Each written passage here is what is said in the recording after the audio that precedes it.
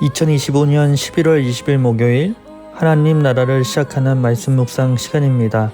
오늘 우리에게 주신 하나님의 말씀은 느헤미야 1장 1에서 11절 말씀을 젊은 이누리 김정아 집사님께서 말씀을 봉독해 주시겠습니다. 하나님의 말씀을 경청하십시오. 하갈의 아들 느헤미야의 말이라. 아닥사스다 왕 제20년 기슬월에 내가 수상궁에 있는데 내 형제들 가운데 하나인 하나니가 두어 사람과 함께 유다에서 내게 이르렀기로 내가 그 사로잡힘을 면하고 남아있는 유다와 예루살렘 사람들의 형편을 물은즉 그들이 내게 이르되 사로잡힘을 면하고 남아있는 자들이 그 지방 거기에서 큰 환난을 당하고 능욕을 받으며 예루살렘 성은 허물어지고 성문들은 불탔다 하는지라. 내가 이 말을 듣고 앉아서 울고 수일 동안 슬퍼하며 하늘의 하나님 앞에 금식하며 기도하여 이르되 하늘의 하나님 여호와 크고 두려우신 하나님이여 주를 사랑하고 주의 계명을 지키는 자에게 언약을 지키시며 긍휼을 베푸시는 주여 간구하나이다. 이제 종이 주의 종들인 이스라엘 자손을 위하여 주야로 기도하오며 우리 이스라엘 자손이 주께 범죄한 죄들을 자복하오니 주는 귀를 기울이시며 눈을 여시사 종의 기도를 들으시옵소서. 나와 내 아버지의 집이 범죄하여 주를 향하여 크게 악을 행하여 주께서 주의 종 모세에게 명령하신 계명과 율례와 규례를 지키지 아니하였나이다.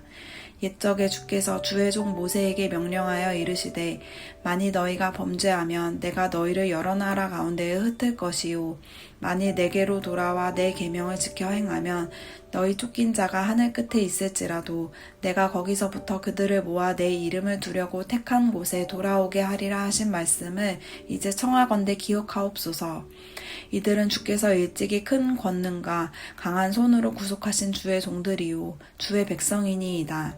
주여 구하오니 귀를 기울이사 종의 기도와 주의 이름을 경외하기를 기뻐하는 종들의 기도를 들으시고 오늘 종이 형통하여 이 사람 앞에서 은혜를 입게 하옵소서 하였나니 그때에 내가 왕의 술관원이 되었느니라. 우리가 지난 몇 주 동안 묵상했던 에스라서는 예배가 다시 회복되는 이야기였습니다. 바벨론 포로로 끌려갔던 이스라엘 백성들이 수르바벨과 함께 돌아와 성전의 기초를 놓고 다시 하나님 앞에 예배를 드리고자 애썼던 시기입니다. 하지만 현실은 녹록지 않았습니다.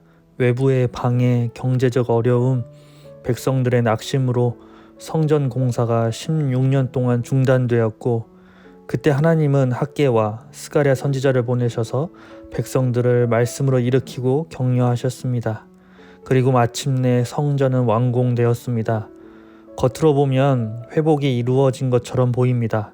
그러나 그 이후 에스라가 예루살렘에 오고 말씀을 가르치기 시작할 때 드러난 건 성전은 세워졌지만 백성들의 삶과 마음은 여전히 무너져 있었다는 사실입니다. 이방 혼인, 영적 혼합, 공동체의 피폐함, 예배는 드리지만 삶의 성벽은 무너진 상태였습니다. 그리고 오늘 우리가 읽는 느헤미야는 그 무너진 현실에 마지막 단면을 보여줍니다. 성전은 있지만 경제는 황폐하고 도시는 방어할 힘이 없고 사람들은 무기력하고 성벽은 무너진 채 방치되어 있었습니다. 이 배경 위에서 느헤미야가 예루살렘이 큰 환난과 능욕 중에 있다는 보고를 듣습니다. 이것이 오늘 본문이 시작되는 자리입니다. 이 절망적인 현실 앞에서 느헤미야가 선택한 것은 기도입니다. 느헤미야가 보여준 기도를 통해 오늘 아침 함께 묵상하며 나아가길 소망합니다. 먼저 6절 말씀입니다. 세 번역으로 제가 읽어드리겠습니다. 이제 이 종이 밤낮 주님 앞에서 주님의 종 이스라엘 자손을 위하여 드리는 이 기도에 귀를 기울이시고 살펴주십시오. 우리 이스라엘 자손이 주님을 거역하는 죄를 지은 것을 자복합니다. 저와 저의 집안까지도 죄를 지었습니다. 느헤미야는 이렇게 고백합니다. 저와 저의 집안까지도 죄를 지었다고요. 엄밀히 따지면 사실 느헤미야는 이스라엘을 망하게 한 결정적 당사자도 아니고 포로 귀환에 관여한 사람도 아니고 지금 무너져 있는 예루살렘의 현실에 책임이 있는 사람도 아닙니다. 그러나 그는 공동체의 죄를 내 죄라 고백합니다. 7절에는 우리가 주님께 매우 큰 잘못을 저질렀습니다 라고 고백하며 공동체의 죄를 자신의 죄로 고백합니다. 어떻게 공동체가 지은 죄가 나와 무슨 상관이 있냐? 여기서 오늘 나누고 싶은 주제가 나오는데요. 진짜 회개는 죄의 원인을 찾는 것이 아니라 내 위치를 찾는 것임을 고백합니다. 보통 문제를 만나면 누가 잘못한 거야? 왜 이렇게 된 거야? 원인을 찾고 싶어 합니다. 그리고 책임자를 찾아서 문책을 해야 마음이 편안해지죠. 결국 느헤미야가 얕은 회개를 했다면 조상들이 잘못해서 이렇게 된 거야. 우리 시대는 달라 라고 했다면 회개가 아니라 오히려 분석일 테죠. 이런 순간에 항상 한 발 떨어져 있고 피해자 혹은 관찰자 혹은 비평자로 머물 뿐입니다. 느헤미야는 예루살렘이 무너진 이유를 모르는 사람이 아니었습니다. 정치적 상황, 역사의 흐름, 백성들의 불순종 다 알고 있었습니다. 그럼에도 불구하고 나와 내 아버지의 집이 범죄했다고 고백한 것이죠.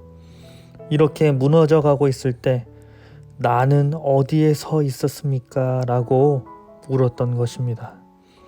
느헤미야는 예루살렘이 무너진 원인을 찾은 것이 아니라 오히려 예루살렘을 위해 자신을 돌아보고 더 나아가 자신을 내어놓는 사람이었습니다.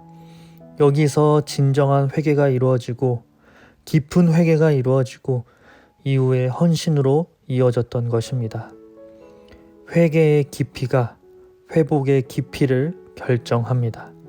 하나님은 죄를 분석하는 사람을 쓰지 않으시고 죄 앞에서 자기 자리를 찾는 사람, 마음을 낮추고 울며 하나님께 나아오는 사람을 회복의 도구로 사용하십니다.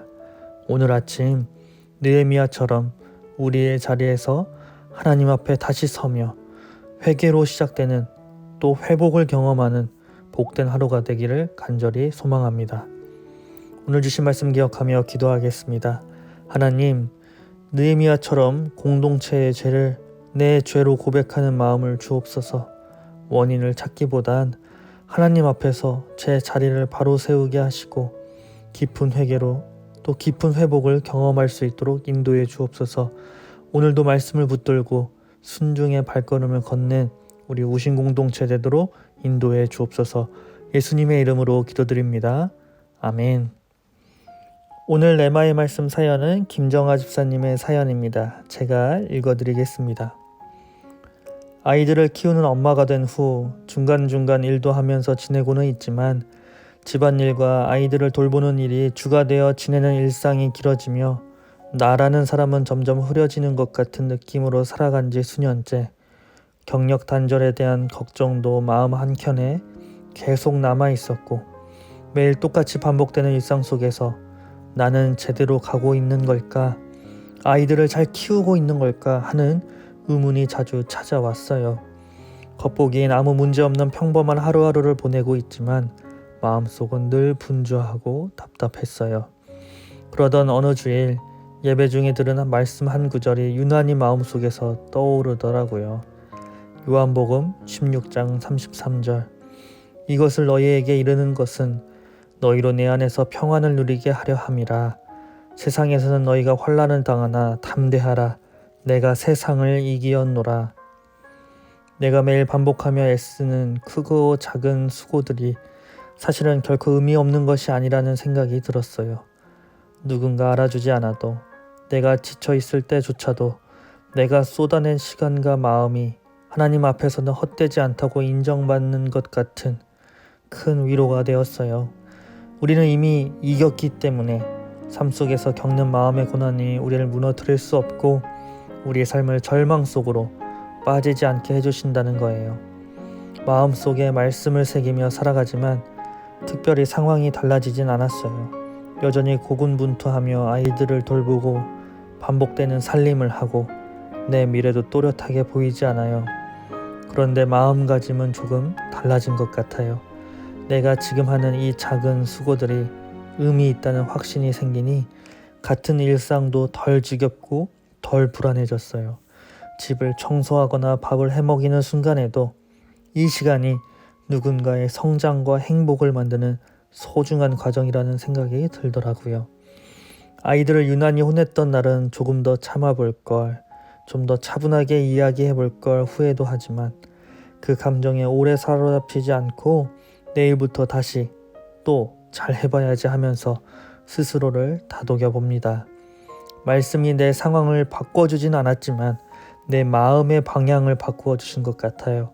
불안과 비교 속에서 흔들리던 마음이 이제는 지금 내가 있는 자리에서 충실하게 살아가야겠다는 다짐을 하게 돼요. 여전히 엄마로서 고민도 많고 미래에 대한 걱정도 있지만 내 수고가 헛되지 않다는 말씀을 기억하며 하루하루를 조금 더 감사함으로 살아갑니다. 그리고 마지막으로 제가 우신교회 공동체로 함께 할 수 있어서 행복하다는 말씀을 드리고 싶어요. 매주 드리는 예배가 참 많이 힘이 되고 함께하는 찬양팀, 저희 비슷한 나이대의 아이들을 키우는 육아 동지들까지 있어 매주 교회 가는 길이 즐겁고 주일이 늘 기다려져요. 우신교회로 오면서 저희 가족이 적응할 수 있을까 걱정이 많았는데 걱정이 무색하게 너무 잘 다니고 있네요. 우리 교회 너무 좋아요 라고 사연을 보내주셨습니다. 우리 정아 집사님, 반복되는 일상 속에서도 말씀 한 구절이 마음의 방향을 바꾸어줬다는 고백이 참 귀하게 들립니다. 상황은 그대로여도 예수님 안에서 누리는 평안과 담대함이 그 마음을 붙잡아주고 있음을 느낄 수 있었습니다.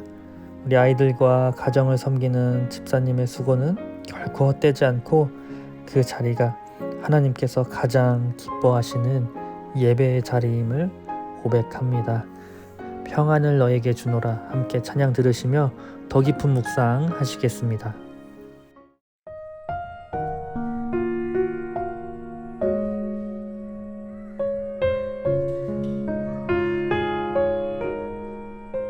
평안을 너에게 주노라. 세상이 줄 수 없는, 세상이 알 수도 없는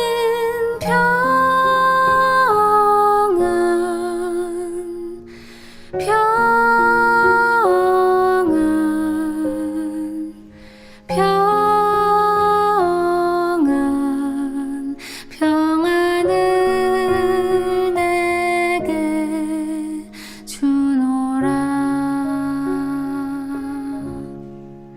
사랑을 너에게 주노라.